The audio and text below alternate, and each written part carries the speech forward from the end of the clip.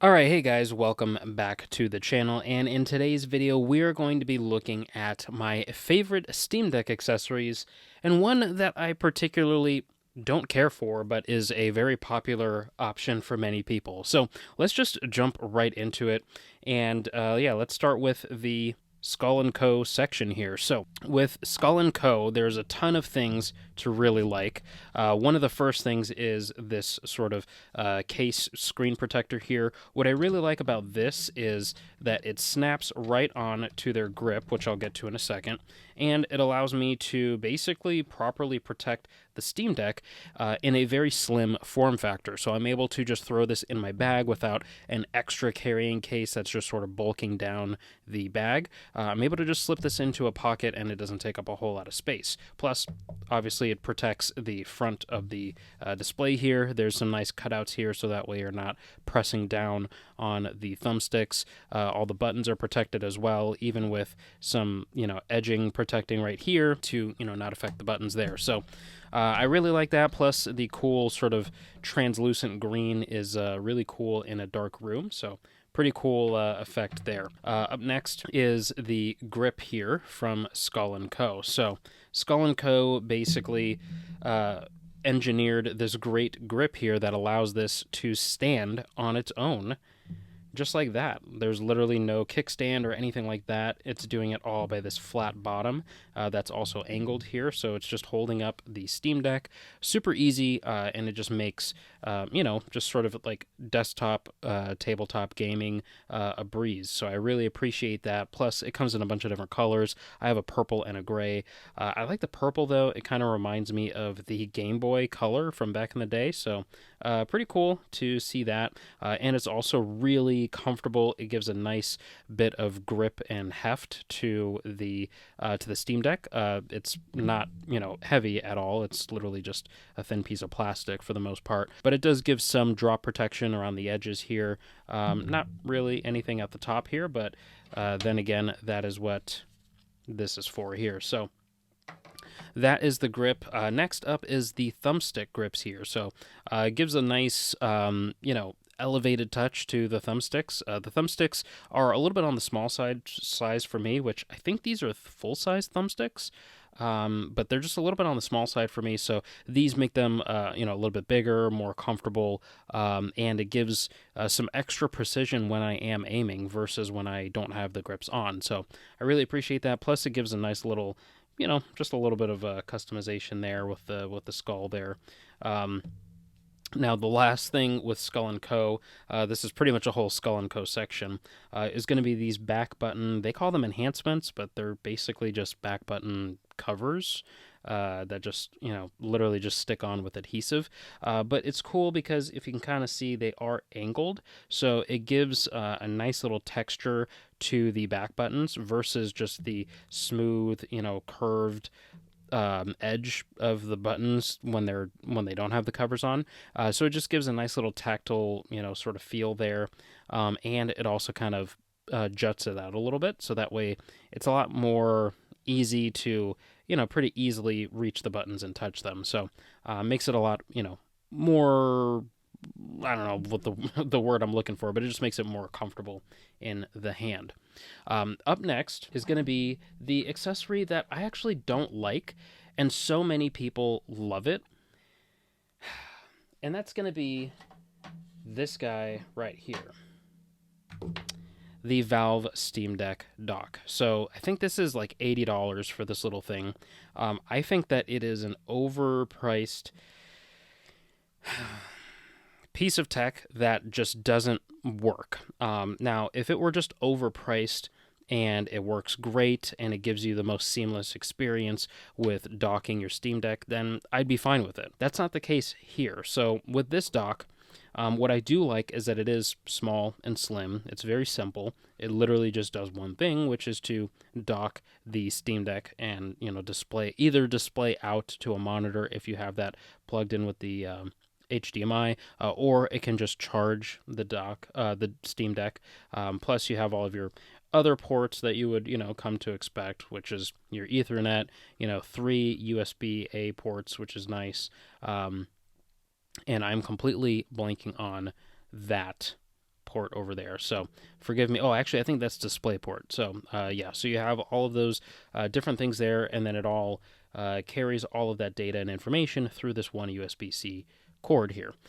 The problem that I have with this is that it is so unreliable. And so basically, if I were to leave this plugged in with all the peripherals, your power in and HDMI, even just those two peripherals, if I had those two things just plugged in all the time, when I go to plug this into the Steam Deck, the problem is that it just doesn't display out unless I specifically unplug the HDMI and then unplug the power cord, and then I plug in the power cord, then I plug back in the HDMI, and I do it in that particular order. It's just frustrating that I have to kind of do that in a certain order, and I don't know if it's just some sort of hardware glitch. Maybe I just have a bad dock.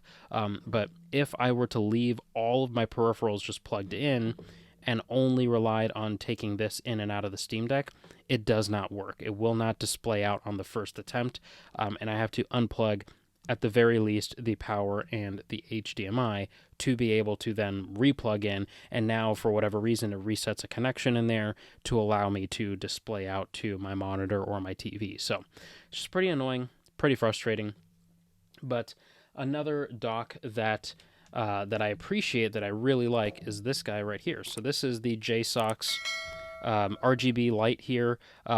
Excuse the dust, but it's a really cool dock here because it has RGB lights all around the base of it. Actually, you know what? I'll go ahead and plug that in.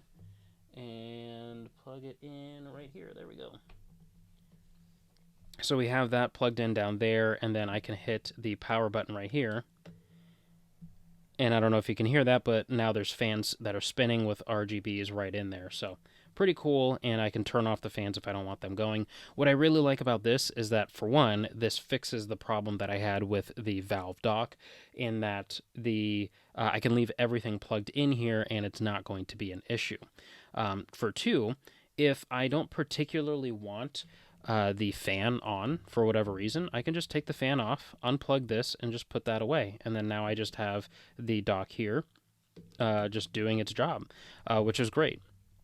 The other thing is that it obviously just looks cooler, and the fan does help to keep the Steam Deck cool. It helps to keep it actually a little bit quieter so that the fans on the Steam Deck aren't spinning up as hard when I'm playing a graphically intensive game, and it helps to keep things at a more optimal temperature, which I really appreciate. So this is all around the better dock. It's the best dock that I've personally used for the Steam Deck, and of course, with it being USB-C, I can use it with really anything else. I can use it with my G Cloud if I just wanted to export that to a monitor, or if I had another handheld PC like the Lenovo Legion Go, or other stuff like that, I can use that interchangeably with those other devices. So this is just a really awesome piece of tech and hardware. And what is actually powering this is this guy right here. So I'm going to go ahead and unplug this guy. And this here is the Anker Prime charger. So what's cool about this is that obviously it has all of these different ports here. It has 2 USB-A and 4 USB-C ports, and they actually have a lot of power that runs through it.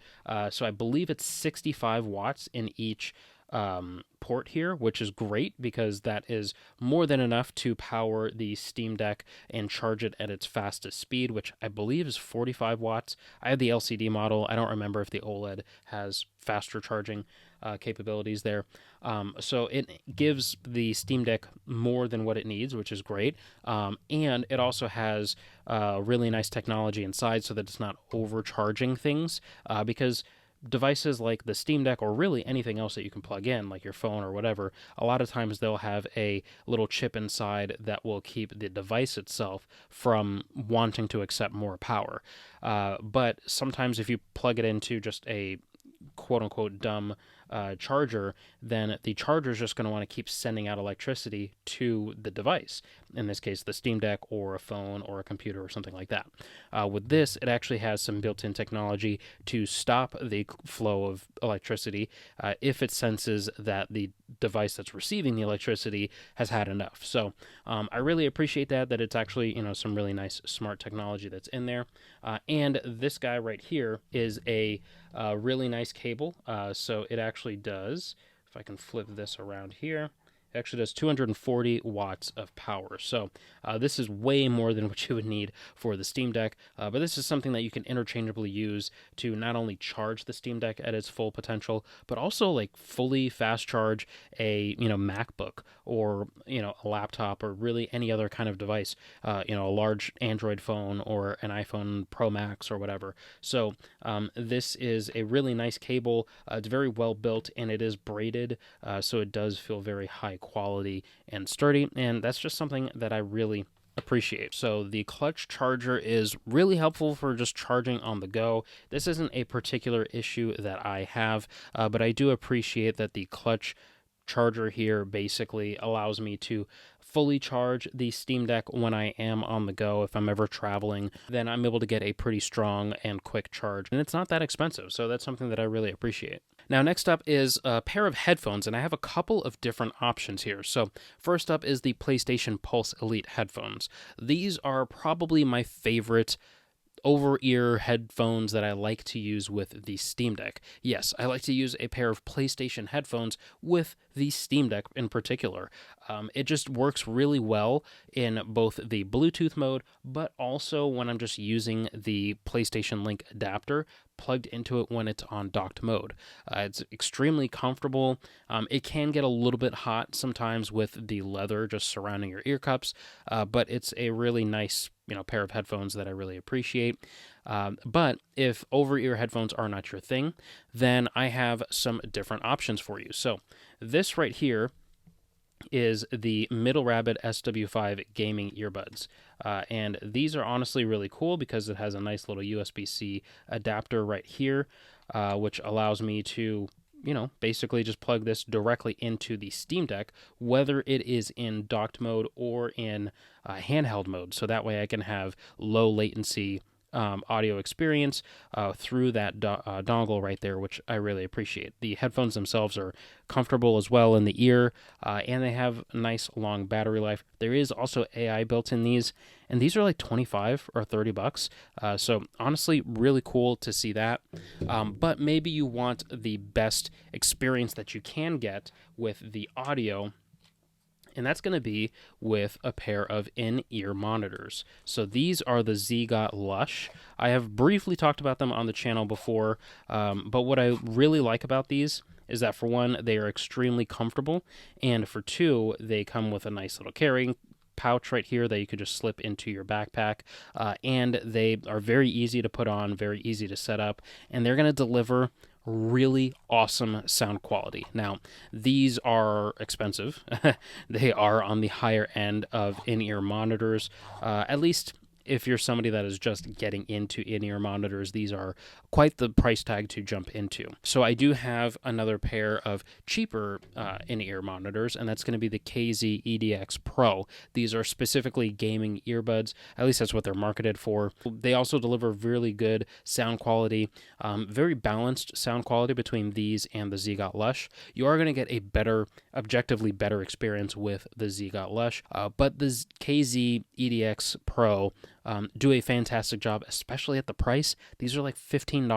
All right, so next is going to be the 8BitDo wireless controller. So what I really like about this, apart from the design, which is really awesome, this is the Wukong, Black Myth Wukong edition. So it has some really nice, accent touches there, which is really cool. But what I really like about this is that it actually has two modes. So you can actually use it with Bluetooth, and then you can also use it with a dongle as well. So if I am playing on tabletop mode, maybe I bring my Steam Deck with me and I want to use it kind of like a Switch where I just set it up on a table with the Skull & Co. grip that's just holding it, straight up vertical. Then I can stick this into Bluetooth mode and just connect it as a regular Bluetooth controller to the Steam Deck. I really appreciate that it has that, and it saves the Bluetooth setting as well. Plus, if I have my Steam Deck in docked mode, then I can use the provided USB-A dongle and connect it through 2.4 gigahertz connection there. So it's really quick and easy to switch between the two because all I have to do is just flip that little switch. It's very comfortable in the hand, and it's a nicer shape to it too, something that to me feels similar to like a PlayStation 5 controller, like a DualSense controller. Obviously, the thumbsticks aren't both down here like a DualSense, but nonetheless, it is still very comfortable, and the vibration on this is very solid. So that is something that I really appreciate. Up next, if you are looking for another kind of controller option, well, that's going to be a keyboard. So with the keyboard here, this is the Redragon K617 Fizz.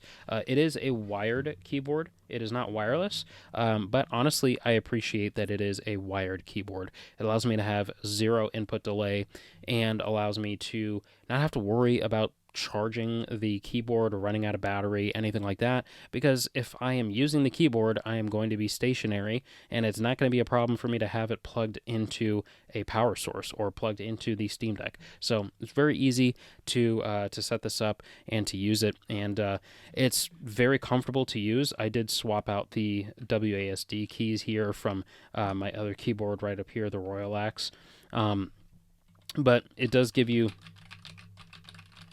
really nice tactile sounds that I appreciate, and has some really nice RGBs as well, and very customizable RGBs. You can also set up your macros and all of those different kind of shortcuts, and it's a nice 60% keyboard, so it is very portable if you are taking your Steam Deck traveling or something like that. So yeah, that is a keyboard that I really appreciate.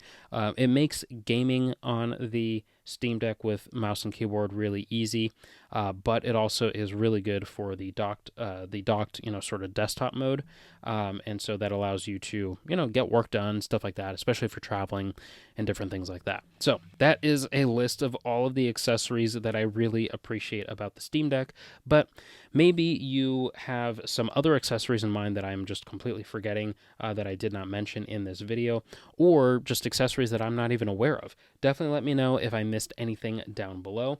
And if you want to check my thoughts on the Steam Deck a bit more, then definitely check out this video right on screen, and I'll catch you in the next one. Peace.